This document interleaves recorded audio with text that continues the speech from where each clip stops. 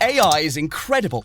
It can teach you how to fry an egg and even write a poem, pirate style. Yarr! But it knows nothing about your work. Slackbot is different. It doesn't just know the facts. It knows your schedule. It can turn a brainstorm into a brief. And it doesn't need to be taught. Because Slackbot isn't just another AI. It's AI that knows your work as well as you do. Visit slack.com/meet Slackbot to learn more. Instagram teen accounts have automatic protections for what teens see and who can contact them, plus time management tools. And Instagram will continue adding built-in safety features to help create age-appropriate experiences. Learn more about teen accounts and Instagram's ongoing work to protect teens online at instagram.com/teen accounts.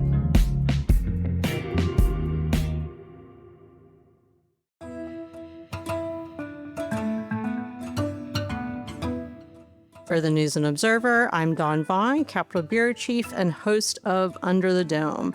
Today, I'm joined by my colleague Korie Dean, who covers higher education. We're going to talk about university lobbying.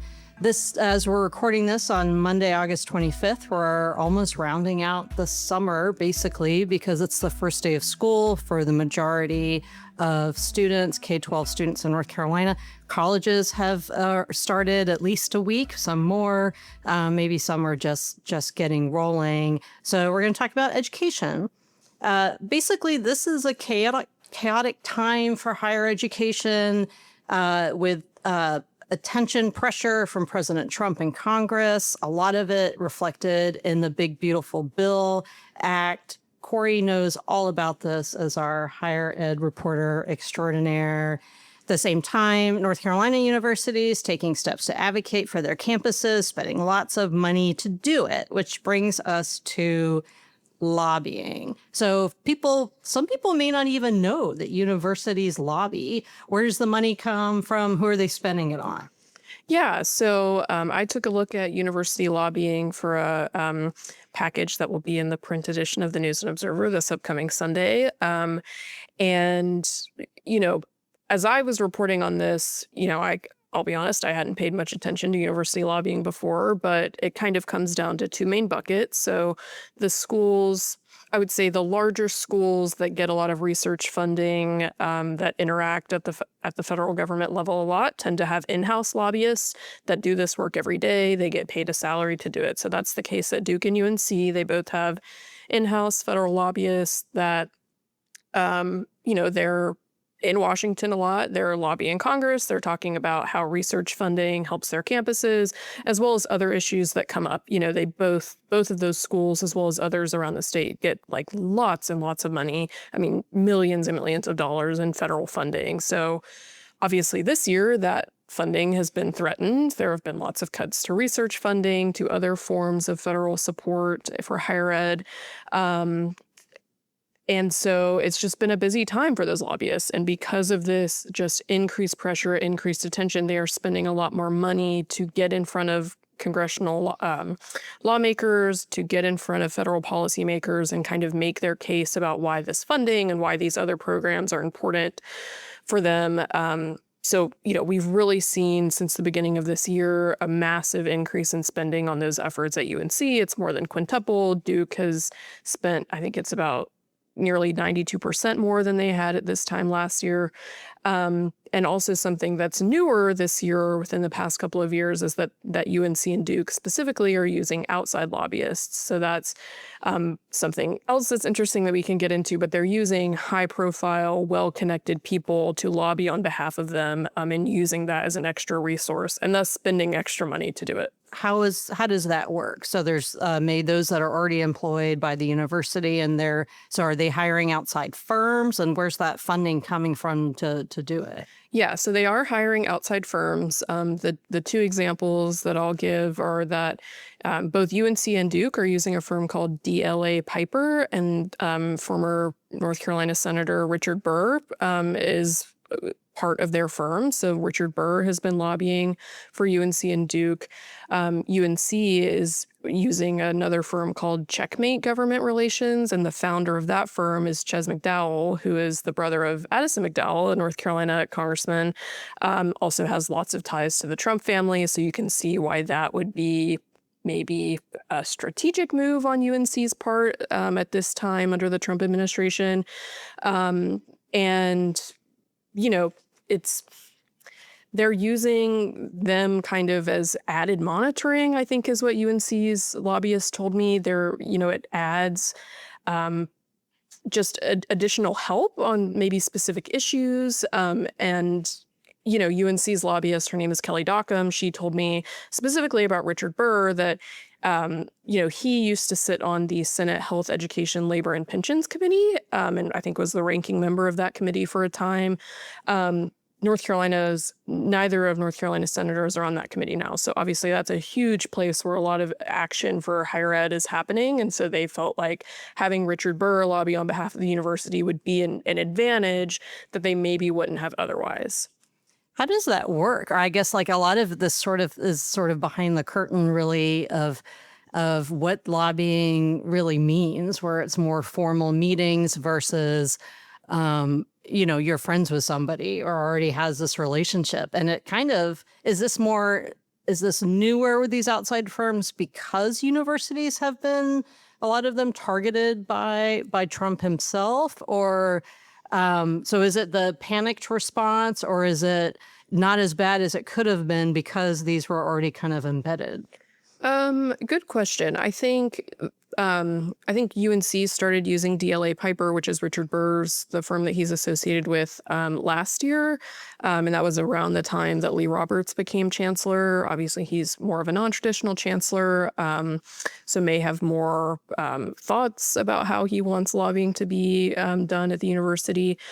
Duke, I believe, started conversations with DLA Piper in late 2023, early 2024. So that kind of signals to me that it was like preparation for what might be coming. And that's what Duke's lobbyist Chris Simmons told me, was that they knew that maybe from the 2024 election there would be a change in administration. So they were just trying to prepare. I think they maybe have seen the benefits of that, or the payoffs from it, of actually having those people in place as the big, beautiful bill and all of these other things were happening in Congress, that they were actually prepared and had people who were well connected to do some of that lobbying. It's been interesting to see at the General Assembly. I've been there, I guess, 7 years covering the legislature, and was aware of this before that this happened, but didn't see it until you see lawmakers serve, and then you see them become lobbyists too. Yeah. And so it's really interesting around the building when you knew somebody a certain way for being a House member or senator, and then you still see them around. It's like, oh hey, what are you doing here? But they're talking to they're the ones waiting for the lawmakers outside of committee rooms and all the stuff that we don't see, in the building. But as far as how they're catching them and so really there's guardrails there, right? There's cooling off periods between when somebody's a lawmaker and then becomes a lobbyist, and the worry about what were you doing while you were a lawmaker, and that. I don't know if there's federal guidelines, if you're aware of what the timeline is. That I know the state has a certain amount of time, and some lawmakers will even resign so they can, have that time or have the cool off. So they can get ready. Which actually, as we're here, heading into fall, we're almost at the time where, with filing in December, even though the long session still isn't officially over, and the short session is next year. The short session at the North Carolina General Assembly is sort of the campaign year sort of legislation, that sort of things that we hear. So there could be people that are thinking about moving over to that, or want to, because of what they've seen happen maybe at the university level. Yeah. And obviously, the big, beautiful bill will be a big topic in the midterm election. So it'll be interesting to see how that does or does not impact people's election, or just, voters' feelings about what's happened in Congress and at the federal level. All right, we're going to take a quick break, and when we come back, we're going to talk a little bit more about university lobbying, why the legislature really isn't doing anything this week, and then our picks for headliner of the week. We'll be right back. Get in the game with the college-branded Venmo debit card. Wreck your team with every tap and earn up to 5% cash back with Venmo Stash, a new rewards program from Venmo. No monthly fee, no minimum balance, just school pride and spending power. Get in the game and sign up for the Venmo debit card at venmo.com/collegecard. The Venmo MasterCard is issued by the Bancorp Bank N.A. Select schools available. Venmo Stash terms and exclusions apply at venmo.me/stash terms. Max $100 cash back per month. Not sure how to tackle your taxes? Are you sweating the small print? You may be experiencing FOMO, the fear of messing up. The answer? Using TurboTax on Intuit Credit Karma. They help you get your biggest refund, and then we help you do more with it. With a personalized plan designed to help you hit your money goals. It's time to take your taxes to the max. Start filing today in the Credit Karma app. You're listening to Under the Dome. I'm Capitol Bureau Chief Dawn Vaughan, here with Korie Dean, who covers higher education. Before the break, we've been talking about university lobbying and federal pressures. And there are two private schools that you learned more about, Duke and Davidson. So tell us about them and maybe how it's a little bit different than public universities. Yeah, so we talked a little bit about Duke before the break.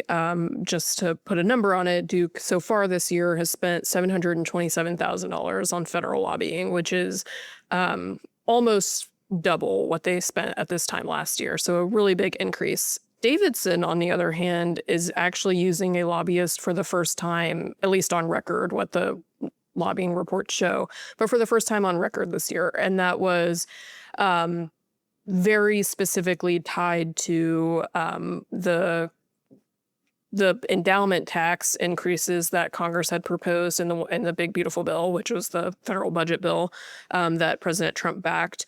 So essentially, the proposal changed over time as Congress was working through this and as the House passed a version, and, it goes back and forth. But at one point, the endowment tax, and if you think about endowments, that is financial assets that the universities hold, that it grows over time. It's really just a big pot of money that these schools have. At Davidson, it's $1.4 billion. At Duke, it's $11.9 billion. So really, really large sums of money.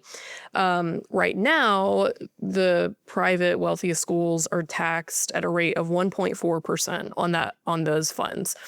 At one point, as the Big Beautiful Bill was being debated, Congress wanted to increase that to a 21% tax rate for some schools. It was kind of a tiered rate based on how many students you have and what your endowment value per student was. And so Davidson, which is a small private liberal arts college near Charlotte, really was concerned about this. I mean, in a statement to me, the university president, Doug Hicks, very specifically cited the endowment tax as why they sought out a lobbyist. He said they needed to take, quote, extraordinary steps. And it's really because, yes, the endowments are large sums of money, but schools like Davidson help, that money helps them support financial aid and help students. So Davidson this year has spent, I believe it's about $40,000 on this lobbyist. Again, they're using an outside firm. It's a Colorado-based firm. And, there's no proof that the lobbying is what helped, but in the final version of the Big Beautiful Bill, both Duke and Davidson came out pretty well. Davidson is actually going to be exempt, so they will not have to pay the tax rate that they're currently paying. They won't pay anything. Duke is going to keep paying the same tax rate that they're paying right now, so they're not going to see an increase. So again, you can't really say whether the lobbying was part of that. And, obviously Duke is lobbying on a host of issues, but that was one specific case study that both of those schools highlighted as maybe effort and time well spent this first half of the year. So those are really interesting, stories that you've done on just how what I think people don't know, don't see and realize, the intersection of university funding and politics and government. So you can read more of Korie's coverage in the News and Observer. That's right. So before we get to our headliner of the week, if you're wondering why the General Assembly is scheduled to have a session on Tuesday, which is tomorrow, recording this Monday, and they're just planning on gaveling in and gaveling out.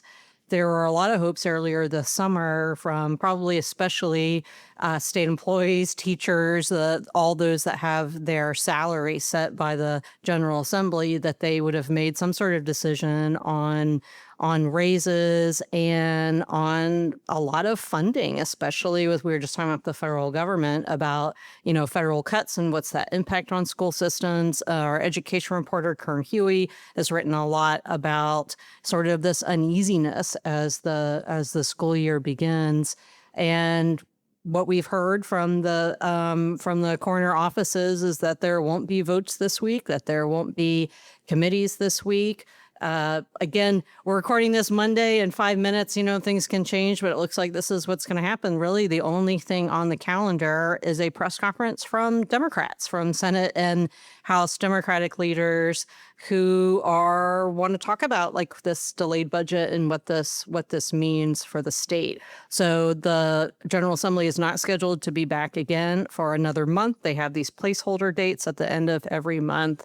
So those of you waiting on the budget are going to have to keep waiting. And there's a few other things out there that they'll tackle when they decide to all come to the chamber and get some work done.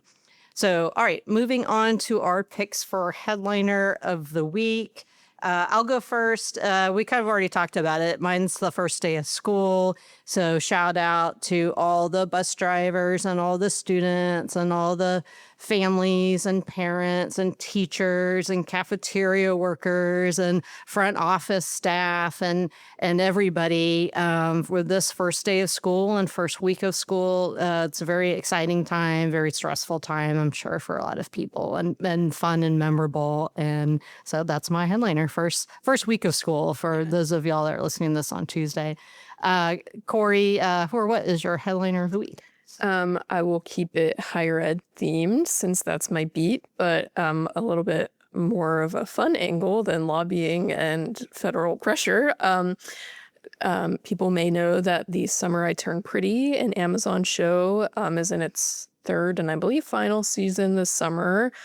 And last summer, you may remember that they filmed some of the season here. And now UNC has announced, that's where they filmed it, UNC has announced that they're going to have a tour of the filming locations. So I think that's pretty cool.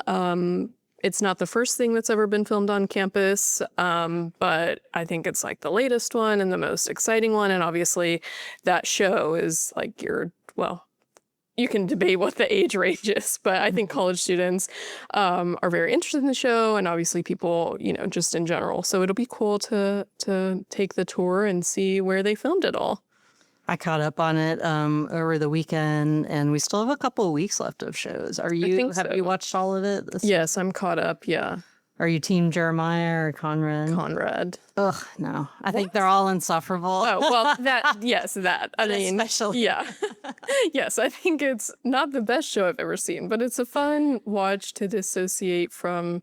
You're the one that recommended I watch it, I think, like a summer or two ago. And, it was been primarily filmed in Wilmington, but then they did some scenes this season at UNC, which is where Jenny Han, who wrote the books, the series that the show is based on, she went to UNC.